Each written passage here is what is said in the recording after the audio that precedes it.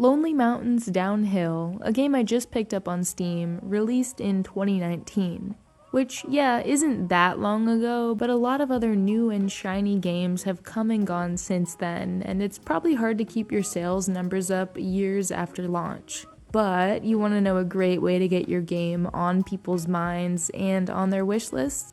With a free demo. I played the demo 2 years ago and have been wanting to pick up the full game ever since. Now, of course, not every game is suited for a demo, but those that are can really benefit from it. Quick level-based games like this one, roguelikes, or just games that aren't too heavy on the story and kind of dump you straight into the action. Those are all perfect candidates for a demo. If you've been around my channel for a while, then you'll know that I'm the world's #1 demo fan. About a third of my videos are cool game demos that I've stumbled across and played and loved. Back in the day, demo discs were all the rage. Humongous Entertainment had some that I'd play over and over again. Putt Putt, Freddy Fish, Pajama Sam, Spy Fox, but I would never actually get the full game. As an adult, though, I now have some money and the ability to continue my journey with game demos I've enjoyed and actually buy the full game.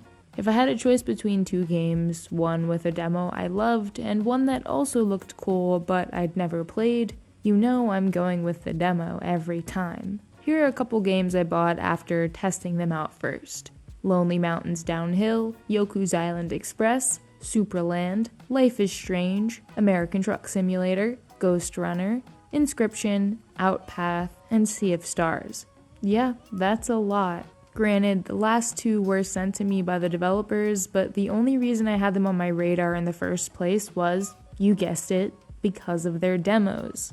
I mean, I love demos so much that more than half of the titles in my favorite games I played in 2023 video are demos. These games aren't even out yet and I've already become attached to them, sometimes playing for 5 or 10 hours.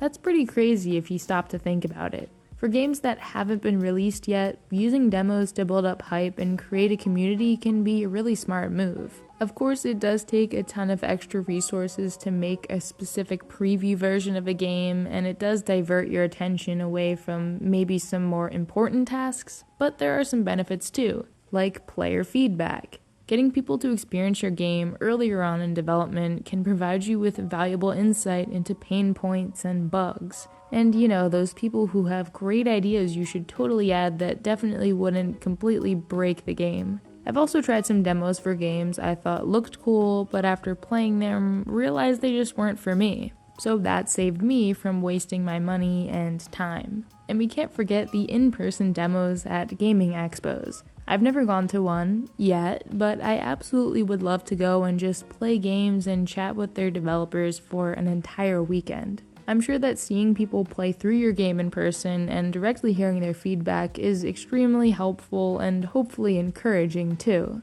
But there may be a downside to this whole thing. Steam Next Fest. It's that semi-annual event where tons of indie games put up free demos for a week, like an all-you-can-eat gaming buffet. At a glance, looks great. A bunch of upcoming indie games that I can try out for myself and maybe add to my wish list and check up on in the future. Unfortunately, most of these demos are only available to play during the event. So if I go and download 10, 20, 30 demos even, I have to rush through them and it can all be very overwhelming. I want to be able to give my full and undivided attention to the games that interest me and not have a timer ticking in the background. I've also heard stories of developers rushing to put out demos for this event, which I'm sure does get them extra attention, but I'm sure it also can be difficult to compete with hundreds of other games. So I have mixed feelings about Next Fest. It seems to be generally less common for AAA games to have demos, although I can think of a few good examples.